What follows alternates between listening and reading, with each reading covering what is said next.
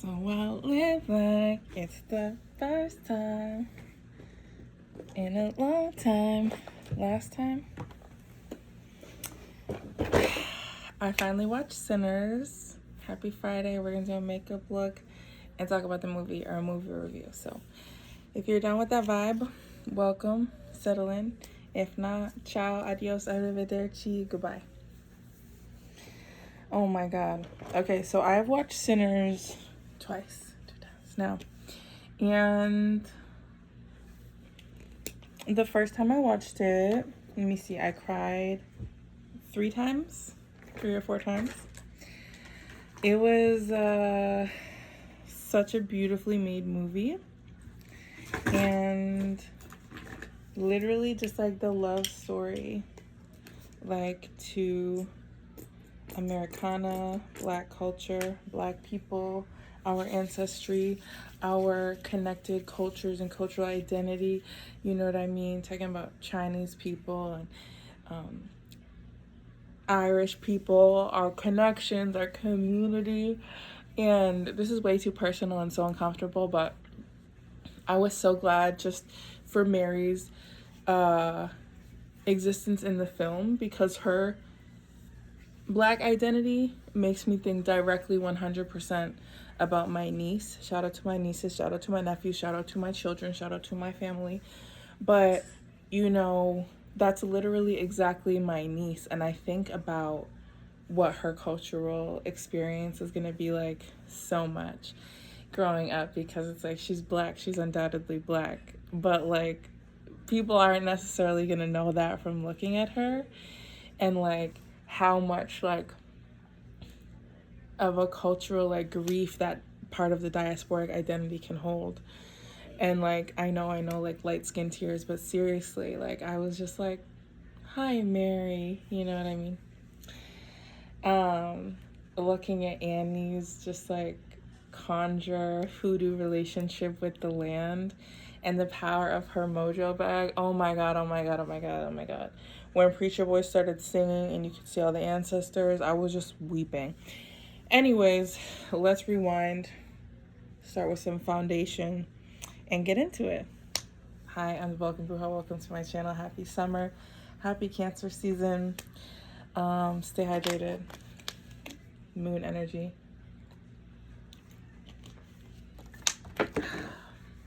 I saw this meme that was like, if you stay dehydrated, the moon can't control you. It was funny. It was funny to me. Okay, so the only foundation that I've been using for like 3 or 4 years now is a variety of Fenty foundation, Fenty face, you know what I mean, as a Bajan American and a bad gal and just like somebody with sense. Obviously, Fenty face is it. So this is the Eavesdrop Blurring Skin Tint, but I realized something yesterday. I've been walking in the sun for 3 days, and this is my winter shade. So honestly, I'm not really sure if this is the vibe, because I'm a different shade in the winter than I am in the summer. So we're gonna use it, but you know, if I look like 3-tone today, I don't want to hear about it. I don't want to hear. I already know. You don't have to tell me. That's kind of a joke, but also very serious. Okay, so boom. So first of all, we have to talk about Miles Caton's voice, because god damn, we're using the e.l.f. mineral infused face primer because that's what was available at my local CVS. CVS should be the first place that I do brand deals with. Like, shout out to CVS, shout out to drugstores, but shout out to CVS. Like, on the real. Anyways, his voice is so beautiful, and I was trying to think where have I heard it before, and so I was looking him up, and I saw like a performance he did with her and stuff, and I'm just like, wow, like it, like there's so much talent in the world.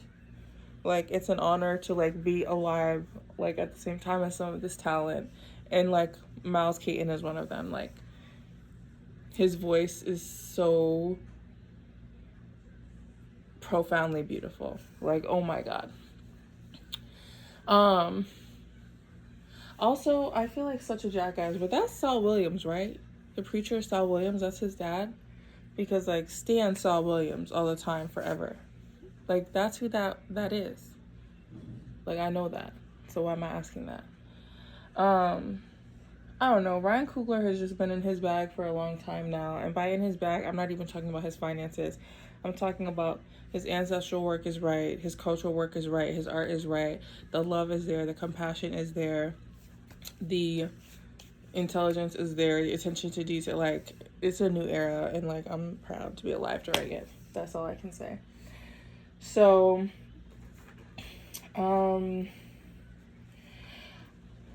guess I'm just going to jump around and flow with whatever I feel like because this is my video. This is the first time I'm doing like a movie review. So thanks for rocking with me as I figure it out. Okay, so another thing that was very beautiful and profound to me was how you see like the dates like in the beginning, what is it, like October 16, 1936 or 1939, and then at the end, the same date, 1997. That was so beautiful at this time because at a time where literacy rates are like kind of confused and declining in this country and where you can't talk about basically Black history and where, you know what I mean? Y'all know what time it is. But like that was so important because yeah, people have sharecropper ancestors who are still alive. Like family elders who are still alive, family members who are still alive, and everything. Like that was so important of a note to make because it's like to see all the cotton, to see like first of all, the scenes where they're like driving through the sharecropping, like driving through the plantations were so beautiful, right? There's such a beauty in like nature, but also so like brutal because the brutality that land holds, right, is very like obvious. And so, but also beautiful is like the powerful connection that like our people have with the land. And so because we know the land, we have like worked with the land for a long time. That's what hoodoo is basically connected to as well, our connection to the land, our ancestral spirits with the land, that sort of living animism, that connection to our ancestors, to the plants, to the roots, to the trees. And so I'm getting like lost in just remembering the blue of those blue skies, the white of the clouds, and the cotton. So just like the loving cinematic dramatic cinematography of those scenes was so jarring in like the most beautiful, unsettling, beautiful way. It's so weird. Like it felt like to me, like a little bit of it felt like a coming home. I feel like our connection to the land, I mean, as people, as human beings, as community, as individuals, obviously it's gonna vary, right? But like so many Black people have also just been like redlined, and like ghettos have been created, inner cities have been like formatted to also distance us actually from that same land.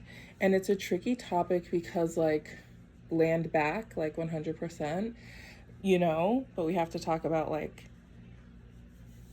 our land, you know. And so that was beautiful. Whew. I guess I'm very emotional about this movie, as I should be. Okay, the foundation's on. I can already tell it's definitely lighter than my skin is right now. But you know what, baby? It is what it is. It is what it is. When the time is right, we're going to hit up Fenty for a darker shade for the rest of the summer. Because I'm only getting darker, baby, in the summer. Okay. So where to begin? I feel like talking about the land has me lost. I'm like in such a different energy now. I'm just like picturing that road, that ride down the road. Okay, so we'll talk about that ride down the road as we get into the lighting. So we're going to deal with the contour, the bronzer, and the concealer. And the bronzer is also Fenty, the Swedish, number 10. And the concealer, it doesn't matter. I'm not going to tell you what brand I'm using, but I do like it a lot.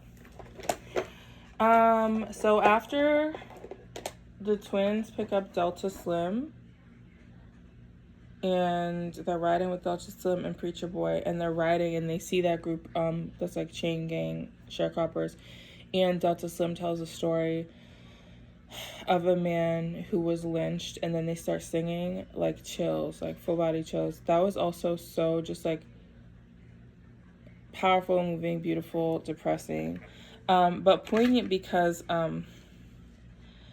like, you know how like Kendrick like is talking about in that song, like, you can't imitate this violence, like that's literally what it made me think of. There's this thing where like with Beyonce's like Cowboy Carter album and like everything, people are like, oh, she's waving the American flag, and the American flag is not something proud for Black people, and how could she do that, blah blah blah blah blah blah blah blah blah. I'm chasing my eyebrows, even though I didn't do my eyebrows lately. I've been trying to fall back in love with my eyebrows and not use a pencil on them, to just like let them grow, but we are going to outline them, and I'll probably still obviously line them after, because duh, you have to freaking do your eyebrows. And so eyebrows, I'm going to use the same blending tool to blend it. Nose, cute. I saw recently someone do little side thing like this on the nose. Let's see how that goes. You know what I mean? Little smoosh here. Eyes, under eyes. Boom.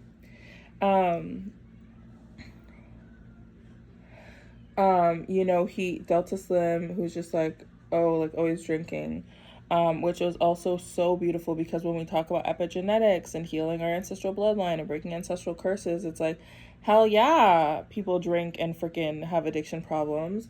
The freaking trauma is too freaking much. Like, hello.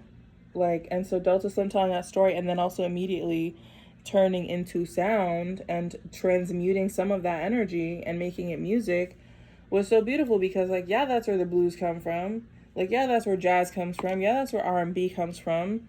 You know what I mean? And so that's like, you can't imitate this violence. Like, that's why, anyways. I don't know what I'm doing with this video, but I guess I'm really happy to be doing it. I'm just like, oh my God. So, shout out Delta Slim. And shout out the showing of a chain gang, because basically what happened with the Black codes in this country, just in case anyone needed a really brief, really informal history lesson and refresher, is that after slavery was, finger quotes, air quotes, outlawed, made illegal because of literally a war, the Civil War, a lot of those plantations were like, oh, okay, well, cool. So you have all these people who have been like living on plantations for generations, and then a bunch of laws come down that say, okay, yeah, slavery is illegal. We can't make you to work for free, right? But if you don't have a job, then you're a vagrant. If you don't have a home, you're a vagrant. You're illegal, and that's a crime. And so basically it was just like slavery 2.0, because these white people made up all these new set of laws to continue to be able to do everything that they had done during slavery, which is the mother of the prison system as we see it now. So it's just like very upsetting, and very beautiful and profound too, because as soon as Delta Slim just takes off his hat and he just raises his hat to the people who are working, he's like, keep your head up, and then a shot goes off immediately, like someone shoots at them. It's like, yeah, babe, like, you know, even today, even if you question like abolition or the prison system or whatever, like there's immediate and lasting repercussions. And so I was just like, wow, that was really, really beautiful. I don't know. I love Delta Slim. I'm really sad I can't think of the actor's name right now, but he's been acting in movies my whole life and is an amazing actor. But also just to see how like he really kind of gives me a little bit of like high John energy. Like, he's this energy that's like always actually present for the people that need him and know how to petition him and know how to approach him. And then he also like, oh, it's making me emotional, like gives his life and holds the line so that, you know, Sammy has a chance to escape, so that Smoke has a chance to escape, so that the people have more time. You know, he goes out like a hero, and also with the land. I don't know, everything about Delta Slim just makes me feel loved and supported as an African American in 2025.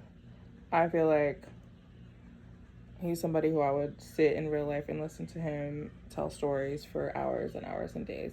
And as a same aforementioned Bayesian American whose family still lives on a land that has plantation in the name, I think it's really poignant and powerful to see, like, you know, Delta Slim, he moved out, he's in the city, he's talking about when the twins approach him to play, he's like, I've been playing here for 10 years, 20 years, whatever, you know, like, and as soon as he gets back on that road, as soon as he's back on that country land, those stories start coming back to him, you know.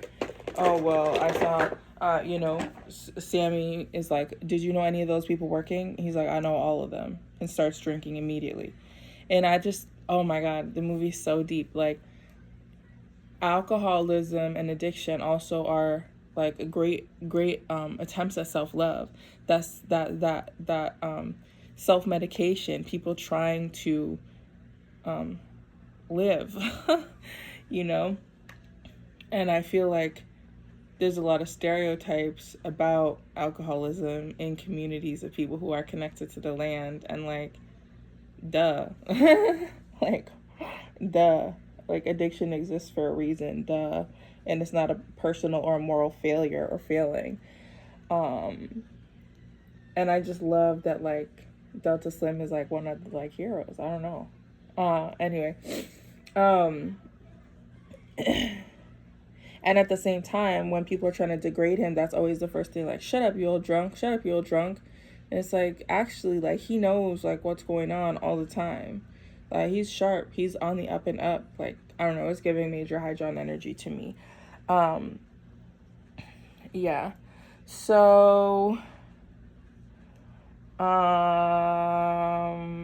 okay, so I guess let's talk about Remick for a few minutes. So funny that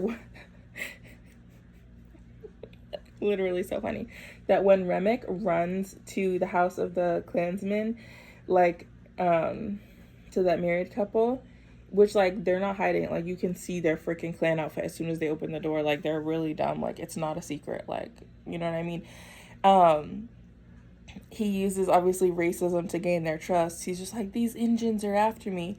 And I love that, like, there was that, like, moment of, like, Native acknowledgement and representation. And he's like, Choctaw, they're after me. And, like, the, like, I don't know, Choctaw people who show up, they are not playing any games. They're like, look, who you have with you is not who you think. You know, I hope you didn't let him in. And then the homie's like, we have to go. It's time to go. And they're gone. Like, it just made me, the second time I rewatched it, I was like, that's awesome. Like, obviously in this setting, in this fictional film, the Choctaw people have their own understanding of vampires, have their own relationship with vampires, have their own safety protocols in place. And it just made me think that their community was safe too. Like, I was like, okay, that's lit. Like, they move as a group, you know what I mean? And they came for Remick straight away. Unsuccessfully. So I thought that was important. I thought that was cool. They, like, prayed the prayer of blessing over the Klansmen, who obviously didn't deserve it because they're Klansmen, but being human beings, they tried to pray for them. Also, it made me think of, I'm not educated enough on this history topic, so I won't go too into it. But when I was watching, you know, the movie with Lily Gladstone with, you know what I'm talking about? Leonardo DiCaprio and, you know, the guy from The Intern and stuff like that. How there were actually some groups of Native Americans in some parts of the country that worked with slave catchers and stuff. I can't remember if it was Choctaw, but I know there was some Cherokee people who did that, and that was acknowledged in Lily Gladstone's movie and the book. And I feel like that was something interesting, which I don't know, I just needed to bring it up, but which makes me talk about the Chinese family. And so as a Black American, like first generation Black American who has, like, grown up in this country, which, like, shout out to Bamboo and the whole B-Rock crew. But when he's like, the devil made me right here in America, like, it's a complicated relationship with everything being Black in America. And her whole storyline, the whole family storyline, which at first I'm like, it's so beautiful, it's so powerful, obviously when you see their little daughter working at the market and their whole storyline unfolds, obviously you're going to be thinking of the LA riots, Rodney King, and how that Korean family grocery store shot that little black girl. And so it's this really, really beautiful movie for every single reason. Because also no child deserves to die. No child deserves to lose their parent in the context of the genocides that are unfolding in the world right now. That's something else important to think about. But when the Chinese couple, when the husband gets turned, like, and Remick threatens their daughter, yeah, I mean, for me, I'm thinking of this story the whole time and the parallel of that kind of being flipped, and it being so beautiful, because it's like the Chinese couple, like, they're our community, they're our family, they're our allies, like, they're our people. It's not like you're wanting something bad to happen to their daughter or to their family or whatever. At the same time, when you think about the LA riots and you think about this girl, you think about, like, where's the justice? Where's the justice? How sad and brutal racism is, right? When this girl got shot in the head and killed for no reason, like, other than racism. And so, I don't know. It was powerful. Also powerful to see the representation and necessary of Chinese people and African American people working together. Because, like, duh. And also yes, and also obvious, and also duh. You know what I mean? And so I feel like sometimes historically in films that talk, like, show this point in history, you don't always see those inter-community connections. And, like, obviously, like, Ryan Coogler started off, like, breaking the scene open in the most beautiful of ways with Black Panther. So we're obviously in an era of, like, a different kind of understanding of, like, power and representation of Black people on screen, which has been a long time in the coming. But I thought that was so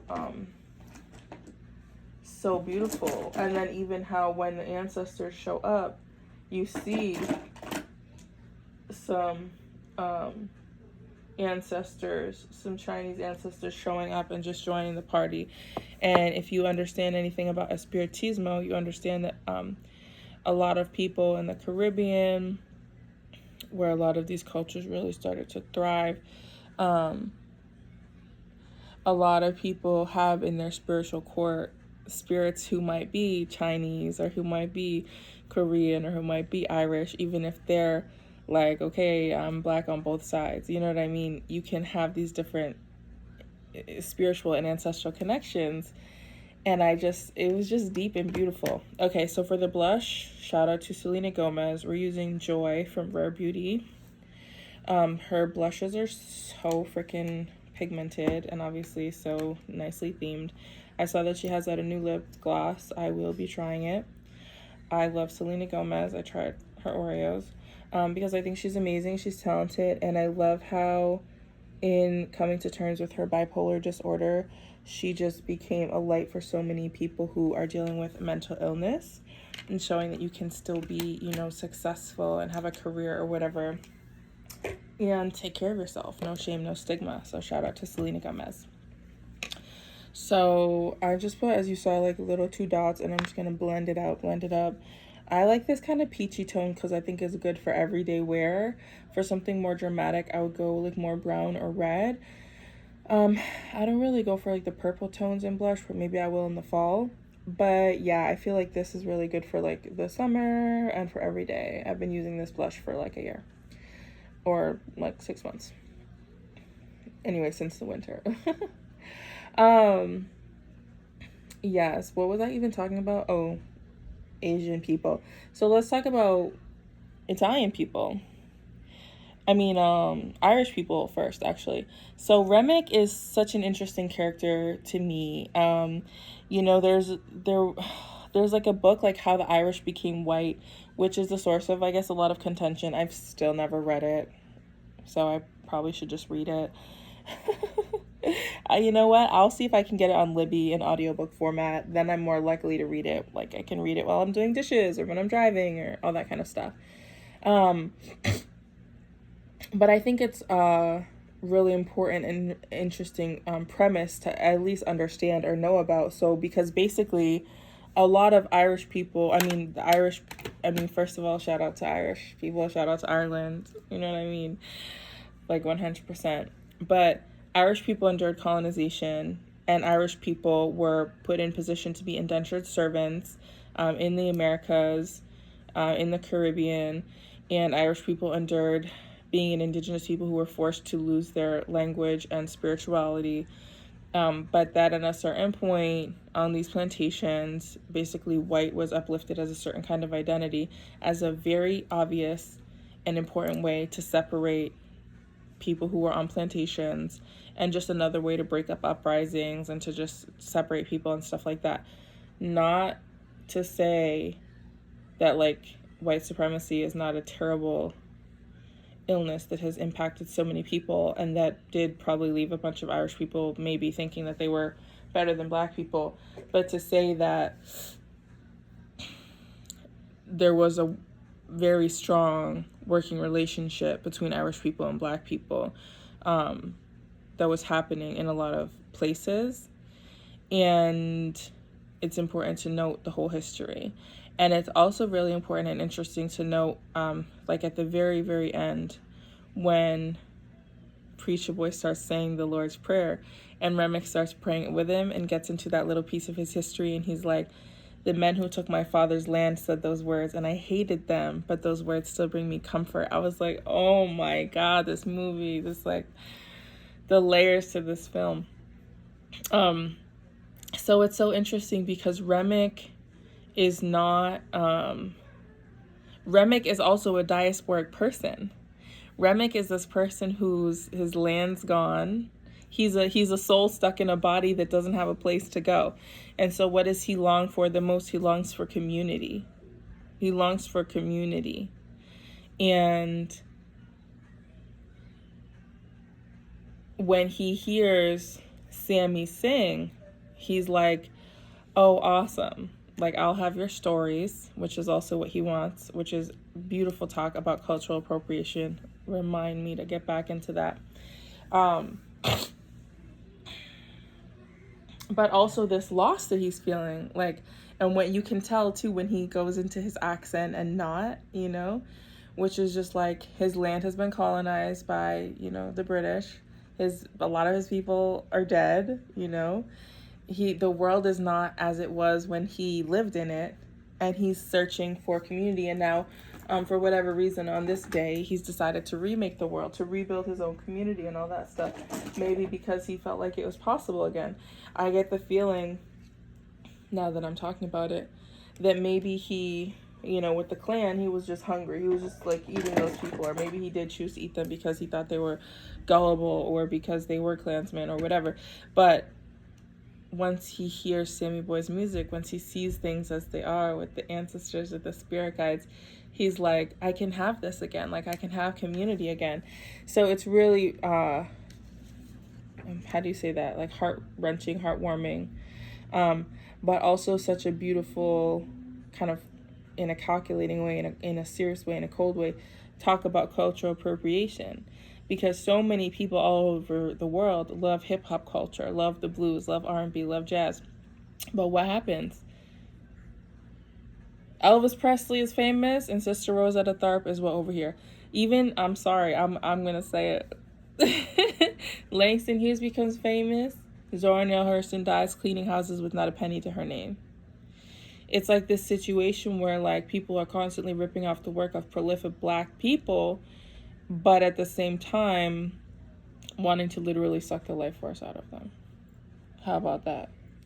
I feel ashamed saying that about Langston Hughes because, you know what I mean, he's dead now. He's still a revered ancestor. I've known Rivers, you know what I mean? But like, for real.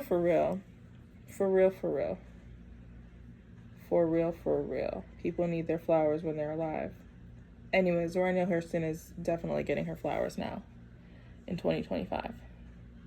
Shout out to Alice Walker and to all of us who love and revere her work, whose lives have been changed by knowing about her. I mean, look, she just published another book. How many years posthumously? Barracoon came out in what, 2021, 2023, and she's been dead all these years. But now people are seeing the value in her work and recognizing her work. Anyway, I got emotional because this is an emotional topic, but Remick is really seeking that community. And he's really constantly trying to explain that to them. He's like, to everybody in the juke joint, he's just like, look, like, we can do this. But it's not until he gets Stack that it really kind of takes a different shape, where he's just like really explaining himself, and he's like, look, we can have something beautiful, like, you know what I mean? And that's the point when he also talks about the plan for the juke joint. He's like, listen, the Klan was gonna come here anyway and kill everybody. Like, there's no getting out of this. So you might as well join me, and we can just we can have a good time, we can celebrate. And it's another really beautiful talk about capitalism and stuff, because there's this idea that, like, to be Black in America under capitalism, like, yeah, you could be rich, you could be great, but you have to, how do I say this without getting into, like, the minstrel showiness of it? Because shout out to Black performers and Black entertainment and entertainment.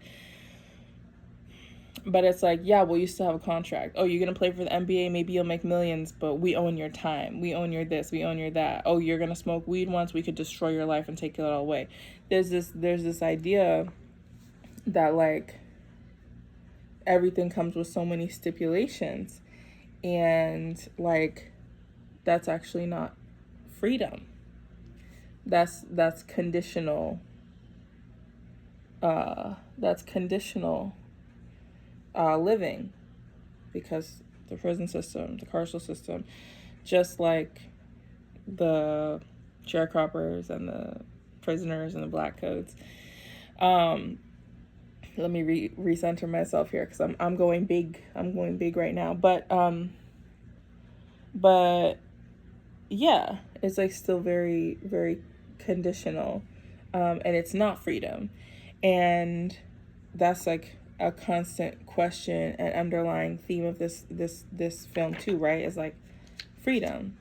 Smoke and Stack are back kind of where they started, but everything's different. They have their reputation upheld, they have their money, they have all this stuff, but even immediately it's like, okay, we're gonna break even in a year, because people are using plantation money. It's like, okay, we have our business opened up, but like we still have these conditions on our freedom. So even this idea of capitalism, okay, well, if you have your own money, you can do what you want. It's not the truth. And then again, when Remick says basically, okay, well, the Klan was coming to kill you in the morning, and I'm sorry, this movie sometimes really gives off comedy energy. Like, it's so perfect. There's so many layers. But like when homegirl from the Klan starts talking, it's just so funny. She's like, yeah, she was like that, you know, our uncle, he's like, uncle was gonna come and kill you in the morning. But she has this moment, she's like, you know, but I have changed my heart, and we want to live now with equality and have everyone together. And it's so funny too, because it's really giving like liberal energy. I'm sorry, but it's really giving like, you know what I mean? Like, okay, like I put a sign on my yard, and now we can all be best friends, and we can work together in love and light. Love cures any situation. Now we can all do it. Like, it was so perfect. Like, here she is, blood dripping down her face, Klan outfit at home, murder plot fresh in her mind, ready to kill a bunch of innocent people simply for being black, and because she's going along with what she was told, because she can't really think for herself, which I guess is also a take on like feminism. Oh my god, this movie is amazing. And she's just like, but now, like, I want us all to live together, and I'll play my banjo and we can just sing together. It's giving like what? It's giving major church energy. Like, well, we can just work together, and through the power of God, everything is possible. Okay, sure, but God also said that faith without works is dead. So maybe some of y'all forgot that. So where's the work? Whew. Okay, I'm gonna go in and hit up the bronzer with some powder bronzer after I set my eyes. under my eyes. And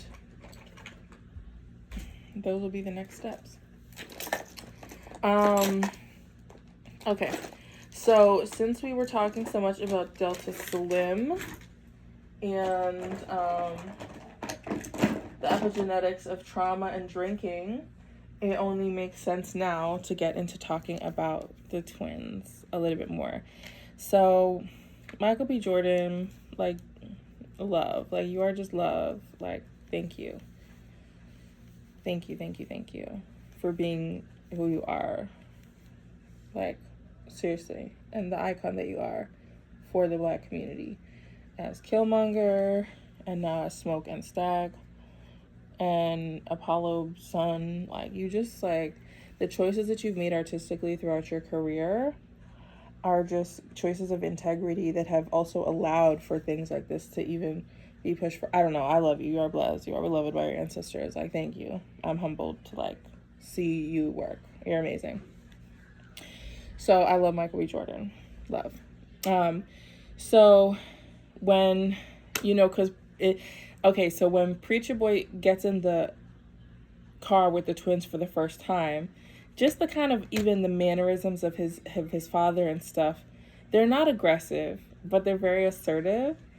You know, he, like, keeps following him out to the car. Like, it's clear, like, his will, what he wants for his son's life is kind of going to be he's overbearing a little bit. Which, you know, I'm not even going to get into that because whatever, there's a reason for that. But the first question, basically, that the twins ask Sammy is, like, has your dad been hitting you? And, you know, Sammy's so, like, innocent and honest and everything. And he's like, no. And he's like, to be honest, you know, like, our mom's the one who, like, hands out the, like, lickings, the lashings, like, who, you know what I mean? Our mom's the one who hits the kids. And the brother's like, okay, good. Like, and then to find out, you know, throughout the film that their father was, like, such a violent, abusive man is another beautiful thing in talking about, like, the epigenetics of trauma. Like, look what happened. Like, these brothers, like, they got free. You know, they left the plantation. Like, they broke away. But look, like, they had to go to war to do it. They had to become soldiers, which is a whole other element that I do not feel qualified to speak on right now. But, like, yes, so many people go to join the military, but then also that trauma plays on the trauma that they were brought up with and brings out, like, you know, PTSD, CPTSD, you know, the trauma of having to take other people's lives continuously. Like, that is not really good for a person either, and stuff like that. And so there's a really beautiful energy where, like, the twins, like, you know, who always have each other's back, are also looking out for their family and kind of in a way saying, like, it ends with us. You know what I mean? People hitting kids is not going to happen on our watch. Like, we've broken through that family curse, through that bloodline curse, and it's not going to happen again. You know what I mean? Like, Preacher Boy, like, has your dad been hitting you?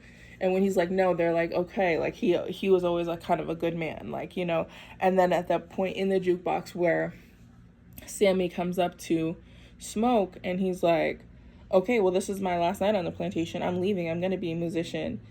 And Smoke's like, if you try, I'll kill you. And he's like, well, kill me now. And he pulls out his gun. It's like we see that moment of trauma, but also the beauty and the care and the frustration, like, of a parent or of a guardian or of an elder in the community who's like, I just want better for you than for me. Like, you know, he's like, okay, we'll go up where the proper Black folks are. Like, don't go to Chicago. Basically, like, don't follow in our footsteps. But that's how it works too, right? When you're a role model, when you're a parent, when you're a big brother or an uncle or whatever, like a cousin, like, sometimes the little people will look up to you and be like, oh, that person's so cool, not understanding that some of the cool was trauma, you know? So the brothers killed their dad because the dad almost killed one of them. And it's like, so let me pause there and talk about the freaking guitar. So amazing. At the end of the movie, also, when Smoke is telling Preacher Boy, like, man, like, that's a whole bunch of nonsense. Like, that was our daddy's guitar. It was so amazing because earlier when they had been in the juke joint together, he was basically like, oh, we couldn't get a job because people knew our daddy, his reputation as an evil man. And they really thought that that evil had to pass down to us. Like, they wouldn't even give us a shot, basically. So we had to, like, turn to hustling and to, like, whatever to make money, because we didn't, like, people we had this reputation that had nothing to do with us. That's exactly also what, like, stereotypes are: redlining, racism, white supremacy. Like, I don't know, like, I could talk about this movie for the rest of my life and I wouldn't get tired. So I'm gonna try and focus and put the powder on my face. Oh no, I'm gonna do the highlighter first. But oh my god. And so I'm having this oh my god moment, because also, you know, the movie has a beautiful, first of all, beautiful relationship with and depiction of Conjure. The highlighter is Fenty, obviously, Kilowatt, and it's Afternoon Snack and Mo Honey. We're gonna use Mo Honey because it's a Venus day and we want to be sweet like a flower, baby, sweet like a flower, I'm telling you. Rest in peace to Thich Nhat Hanh. So it's really, really amazing, because when Preacher Boy's father is warning him not to go out. Yeah. Can you go pee with me? Go pee. Yes, I can. Okay, pause. My son needs me to go with him to the bathroom. Pretend you're listening to intermission music. I'll BRB, my friends. So I'll live like it's the last time in a long time.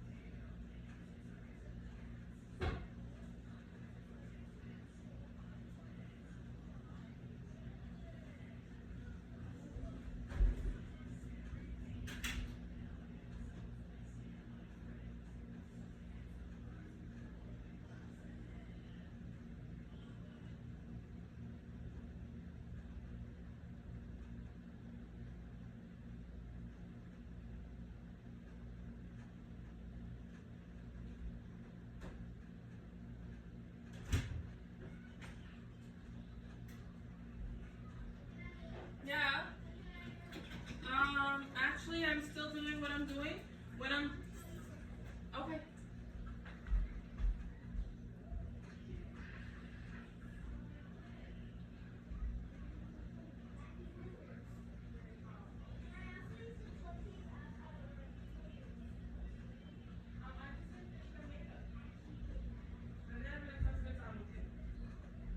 Wacky Wizards. I love that.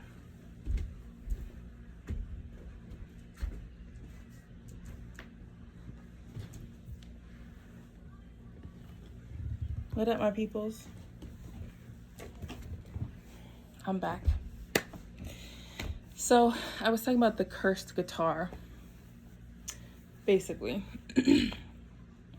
While I finish my highlighter, I'm gonna go in and do my highlighter again because I'm obsessed with it and I love it.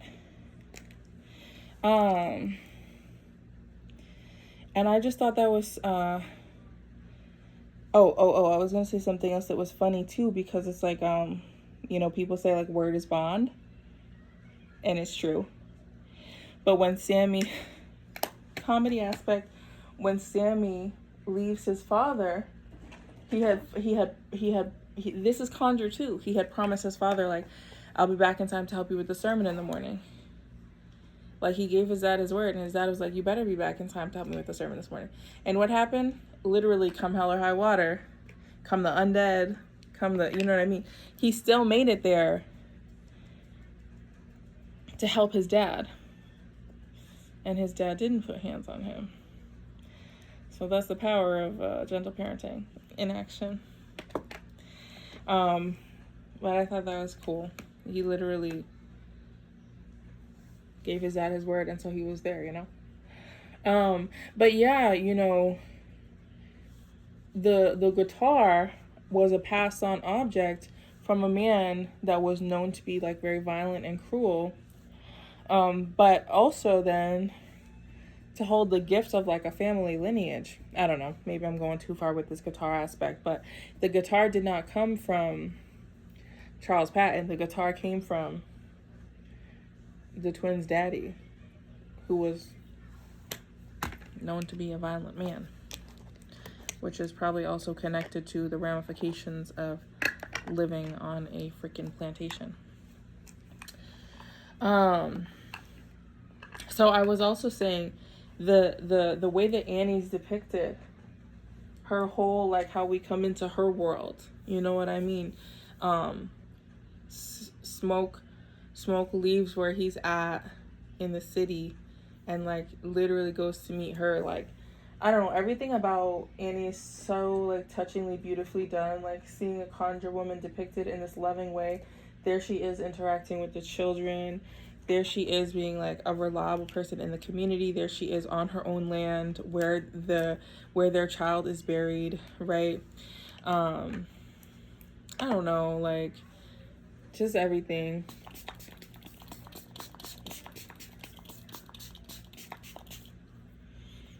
To see like a conjure woman depicted on screen, being in the woods, being black, being loved on, it was just everything. Like it was like healed something, I don't know.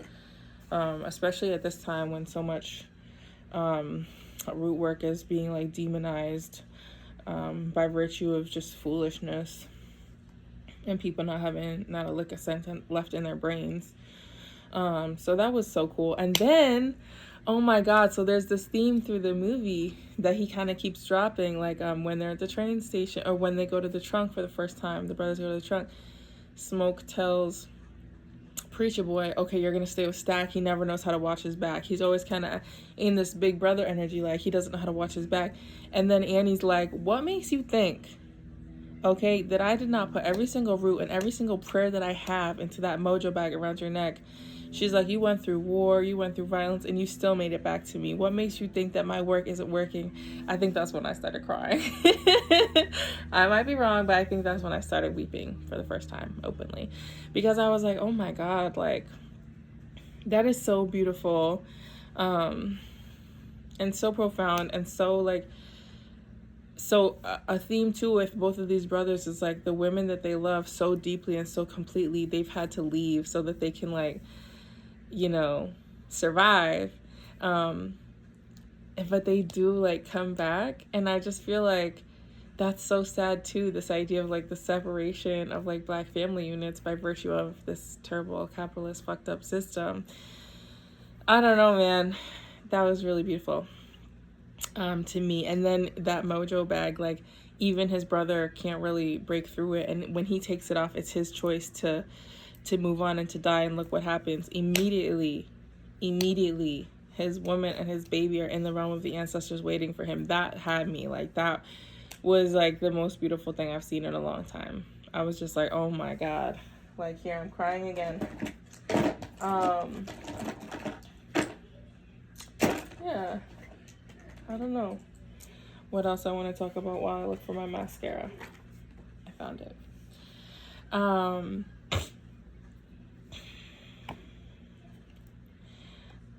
You know, something that was really interesting and also funny to me was like when the vampires first wake up and turn, they have this like manic quality to them. Like Cornbread's was like the funnier and the more unsettling, I think. And then what's her name? The Chinese couple, his was really unsettling too. Was Susie her name or her daughter? Oh, Grace. Grace was her name and Susie was her daughter's name. What's her husband's name? I can't remember. But it was so funny. And like, I don't know if it's because I am like desensitized to vampire movies because like I love them so much, but I feel like that the aspect of their like funniness in another context, but not to me, could be so actually terrifying and unsettling. Like if I think if I could put myself in the position of like if that was happening to me. So like Cornbread walking up, when he opens his arms, that's the moment that has me like, oh my God, because he's just like, yeah, let me in, like let me in. And they're like, you've been coming in and out all day. You know, Annie and Dr. Slim are like, you've been coming in and out all night, like why do you need us to let you in now? And he's like, don't be rude. Like that was the part that got me. Like I was like, oh my God, this shit's about to be crazy, because it's so unsettling. It was that little, I don't know, the actors all were cast perfectly and all acted perfectly, but it was that aspect of just like, that was not human. Like before that, everyone had their like everyday burdens, like they moved at just like a little bit of a different pace.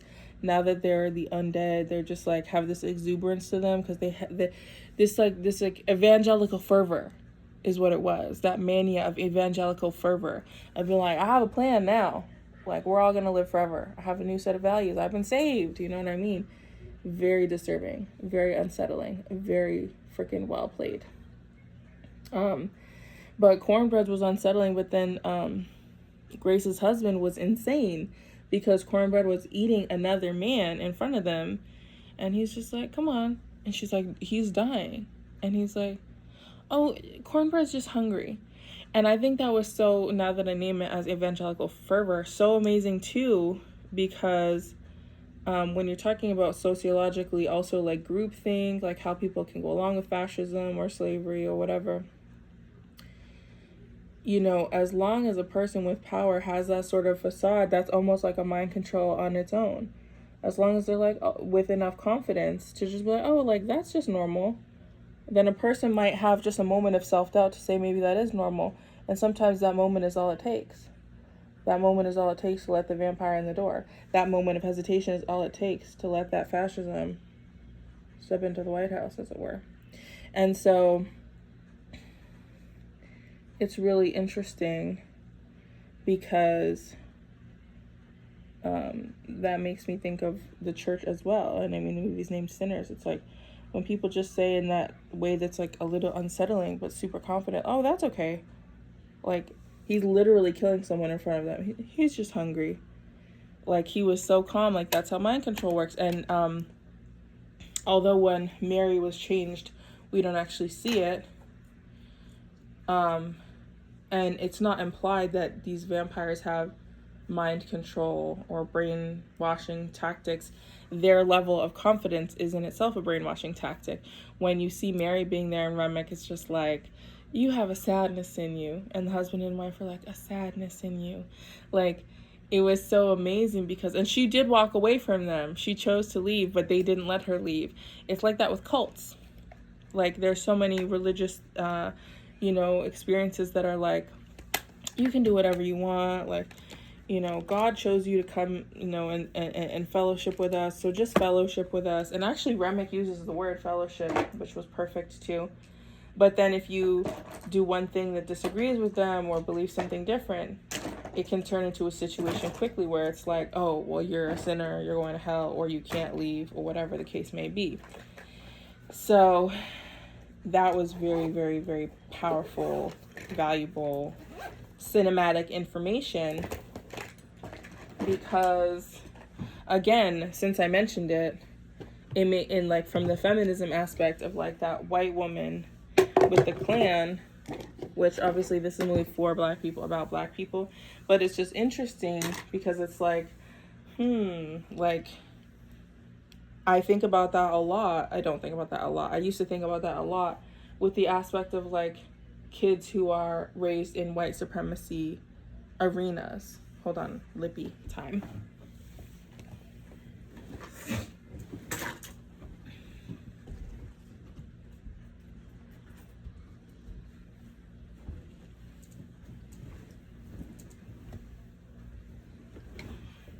It's like when you're surrounded by a community that was built on this set of morals or values, and they're saying it so strongly and so confidently, and if you do kind of disagree or try to walk away, it's a major problem.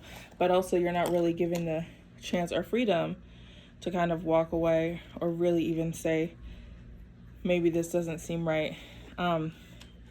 then you grow up and you're just like the worst person ever. But there's a way that stuff unfolds and continues, and that's how it happens. That's groupthink. That's how cults operate. You don't give people the chance to willingly leave. And it's just funny because this like woman is so like bright and cheery, and she's like, you know, we believe in equality now. Like, it's nothing. Like, how many people has your uncle killed? How many people have you killed that you're like, now we believe in equality? And obviously she's saying that because she has that evangelical undead fervor. But yeah, and it's something that I think about now in the context of like the freaking incel youth of America.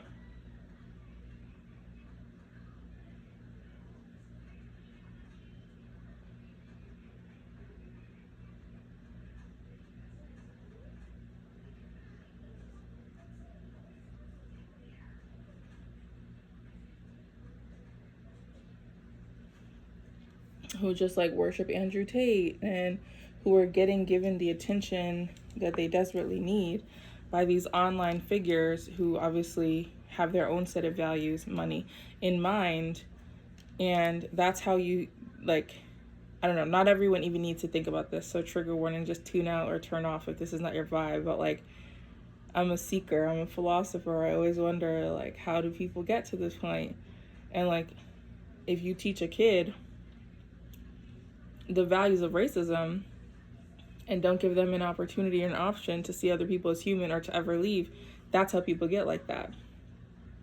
So I guess I'm humanizing the Klan woman because I'm thinking about the movie. But and again, not everyone even needs to think about that, you know what I mean? And she still ended up dead. But it is interesting to me because that is how that kind of hate grows and blossoms. People are just like, oh, this is the only way. Like, oh, there's a man dying in front of you, it's totally normal.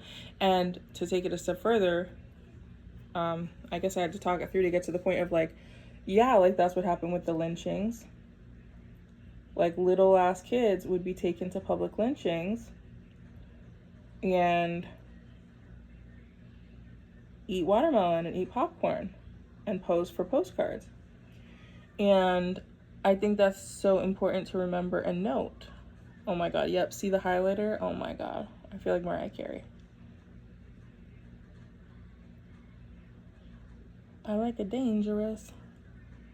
I do like him dangerous.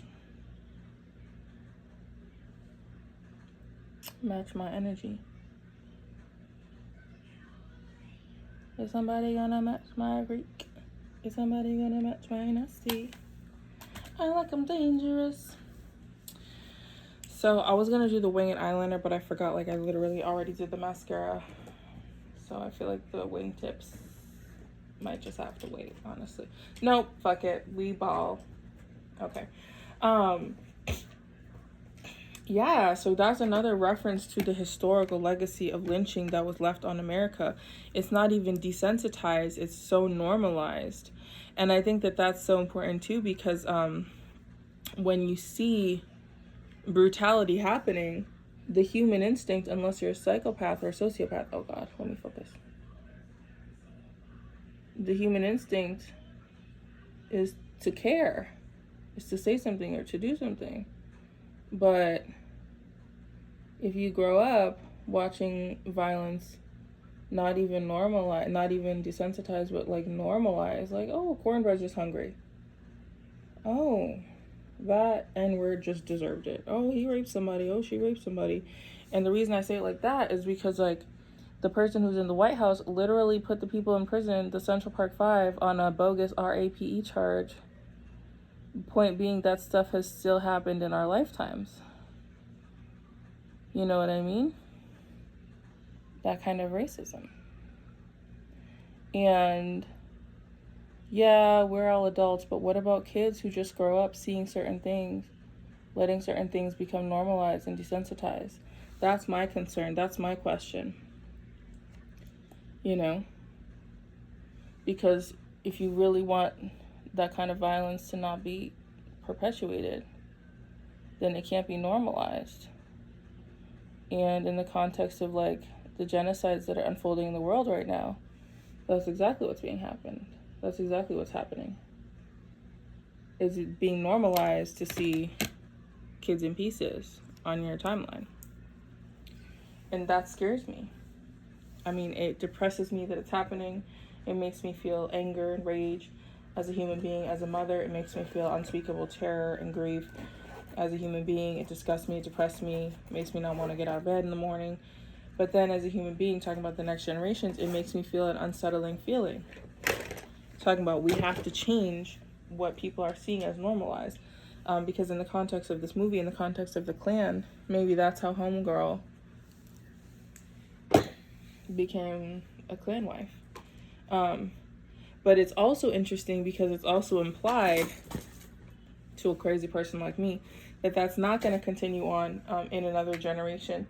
Because did y'all notice that when she went to see her husband and Remick was in there like, he's fine, and she's like, ah, which was the perfect like horror pulp like classic like thing.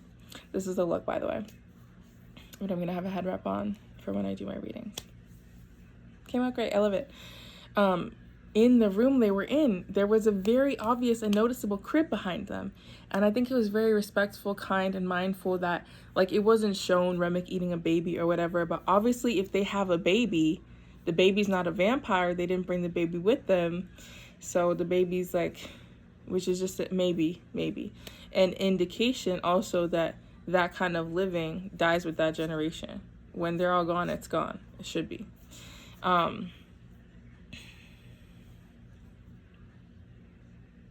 There's so many more details I could talk about. Like, I was just looking through some videos online and just seeing that the conversations people were having. Someone said, you know, Smoke's hands shake, probably from PTSD, probably from the war. And so he can't roll his own cigarettes, and his brother's always rolling his own cigarettes for him. And when Stack is gone, like, you know what I mean? He's like, I don't know, lost without his brother. But something that... so I wanted to talk about the killing of all the Klan members before I talk about Stack some more. So I've been talking for a long time. Sit and clap for me. This has been a masterclass review in the Film Centers by me. You're welcome. So when the Klan, this came up a lot in the comments too. So when the Klan came the next morning to fulfill the massacre that had been their intention from the very beginning, because of the warning from Remick, Smoke was able to prepare and fulfill out this kind of Rambo-esque fantasy of mine of just taking out all those Klan members. And for me, that was also, I don't know if I cried, but a moment that brought me so much joy and comfort and peace and relief, because so much, I don't even know if I should be saying this, but so much in cinema and everything, anytime that kind of era of American history is mentioned, there's like a civility or a docility or this kind of energy of like the liberalism of like, talk to the Klan or put the Klan in prison. And it's like, no, fucking, there's something very satisfying in just seeing the Black hero energy, that Rambo energy, but not Rambo, because it's the opposite of racist. It's justice, of seeing just Smoke come up and just take them all out. Like, that freaking, I like it. Like, I'm sorry, should I not say that? I like it. When I watch that scene, I'm like, yes, this ain't Django Unchained, bitch. Like, we don't have to see Black people getting like, but that was another aspect of this. There were when everyone burned up in the sun, I had this moment that felt very cleansing and healing and beautiful and sad and all the emotions at once as well, which was when you see all the sharecropping, when you see all the corn, when you see all the cotton picking, when you see those fields and stuff, as an African American or Caribbean person, as a Black person, for me, probably for many people, you automatically are gonna have the ancestral twinges. You're gonna have a feeling. And so like when you think of all of our ancestors who died on this land and trying to make it to this land, who were stolen from Africa, who were put through hell, you know, and then died, lived and died. But for us to be here, for this generation, for me to be talking to you, is very sad and very beautiful. But something that happened for me, seeing all the people who had been turned from the juke joint, burned up in the sun, was very beautiful too, in a way that like it honored that we have so many dead here on this land, and they're already dead. Like for me, like as someone who does ancestral work, like the point is not like to go back to the past or to change the past, but a lot of the work is like ancestral elevation, honoring your ancestors, honoring their struggles, giving thanks to what your ancestors have been through, and coming to terms with the epigenetics of that trauma, the hitting your kids, the alcoholism, you know, that kind of stuff. For me, that's a lot of the work that I notice and do and observe and experience. And so seeing everyone that Remick turned also felt like a little bit of a healing moment, because like everyone died, but they died after a beautiful night. Even when they had been vampires, they had this evangelical fervor of like, we're all gonna be together forever and celebrating. And it was, to me, to see those scenes of the land, a way to close out that movie and to not leave me just like sad, to just be thinking of like all the people who had been lynched or whatever, but to think of like all the spirits and ancestors who are elevated now, who are elevated ancestors. And I feel like that was reinforced with seeing Annie and the baby in that all white, which is just like, oof, if you know, you know. And then also seeing Smoke bring all the smoke. But then also, now we're gonna talk about Stack. Okay, shout out to the squad. But then also, and I'm sorry, but there's a type. Like if you know, like if you're black in this country, like whatever, if you've ever watched Klan movies, if you know your history, like to see that Grand Dragon like crawling on the dirt, and then when he's begging for his life, I don't know, there was probably some white people in the theater who were like, maybe he'll let him live. He unloaded on him. For me, in 2025, watching that was very healing. There's nothing else I can say about it. That's divine retribution. That's what that is. And so this juxtaposition of the twins, which is so beautiful and healing as well. The movie's called Sinners, okay? But they both got there happily ever after. They both got there forever with their love. And to me, that was also like, oh, this is beautiful ancestral Black redemption arc, which is like, whatever choice you make, like, we're good. Like over here, we're all set. Like, we good, my guy. So, you know, at first, when you first see that electric guitar come out, and then you see those Ivory Coast dancers, when Sammy's playing and you start to see all the ancestors come out from the future and the past, and then the break dancers and the DJs and stuff, I can't even talk about it yet. Like, I was weeping. Like, it was very perfect, profound, like exactly as it should be. But it was very beautiful hearing also the storytelling, the narration, the understanding that it's not just in the past, but like that music is a portal, you know, for the future generations to come, which is also the way that you look at it. You know, this is getting tricky because English is the limiting language, but what are African people if not indigenous people, like from Africa? So people who are Black, like we are obviously very indigenous, but there's a difference obviously between indigenous and Native American. So I'm not trying to like play games here with people's identities, but there's also an understanding in a lot of indigenous American teachings about the next 7 generations. And I feel like a lot of African teachings are very similar. Like we're honoring the ones who came before us and the ones who come after us. And Africa is a very big place, so I'm not saying like I'm being very like vague, I guess, but in my practice, in my understanding, you know, you honor the generations that are supposed to come before you. Like, okay, there's this proverb that I see going around on the internet with a picture of the boa tree, and they're like African proverb, you know. But they're like, you know, the wise man is one who plants the seed and understands that though he will not live long enough to sit under the fruit of its shade, his grandchildren will, and his great-grandchildren will. So an understanding of like, yeah, we're doing things for the next generation and the next generation.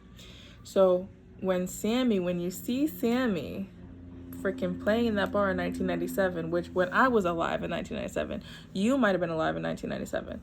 Probably not if you're a younger person, but if you're a millennial, you know what I mean? You were alive in 1997. It's so important because so many people who can't read right now because literacy is being actively killed and cut off by the people who want people to be stupid and dumb. You probably wouldn't understand that, yes, coming back to what I said in the beginning, we have elders who were sharecroppers. We have ancestors who, like, some people were enslaved in 1973. Like, Juneteenth just became a holiday in the last 10 years. Like, these historical things were not that long ago. When you have people going around talking about there was never slavery, the Holocaust wasn't real, it's not easy to combat this kind of ignorance. So to see little Sammy grown in the last chapter of his life, doing what he wanted to do, having lived out his life, it was so healing, it was so fulfilling, it was so beautiful. But when Stack and Mary walked in, I was like, ah, because I don't think I've really seen black vampires with that much swag ever before in my life. And as a millennial, it was so cool to see them just like in the 90s fashion with the finger rings, with the sweater, with the hair. And also, again, there was something very healing in the way it was done, which didn't leave me feeling like sad or traumatized. But seeing, you know, Mary and Stack here in this modern dress, it's like, yes, they lived all this time, all these years. Yes, they carry those stories. And then they want to go right back to the real. What did Stack ask of Sammy? He's like, do you still have the real in you? Oh my God, got it. And then I literally went digging through my CDs trying to find my Mississippi John Hurt and my John Hooker CDs, and just like I was like, I need to be listening to this music this week. Anyways, I'm really, really bugging out thinking about how excited I was when they walked in that bar. But I think there's something else that I'm wanting to show here, which is like about the importance of like the context of understanding, the context of your perspective, the context of your relationship with your ancestors, with religion, with the church, with all this stuff, right? Because Stack and Mary are absolutely the sinners. They're the vampires, you know what I mean? They're the outcasts. They did the things that you didn't, you know, but they still survived. Everybody survived in this. Even when Smoke and Mary died, they went on to the ancestral realm, and they were probably guiding Sammy along his whole career as well. So it's this very Black, Indigenous, African perspective and understanding of a lineage relationship, of an ancestral relationship, of not just looking at your life or even time through your own perspective, but from the larger perspective of your whole community, of where you come from, of where you're going, and of knowing that the generations continue, that the stories continue, and most importantly, that the music continues. So thank you so much if you watched. I'm very proud of myself. This is the most I've talked in a decade. But this has been my review of Sinners. So let's talk about it. Let me know if you felt the same way, if you loved it, if you hated it. The movie, that is.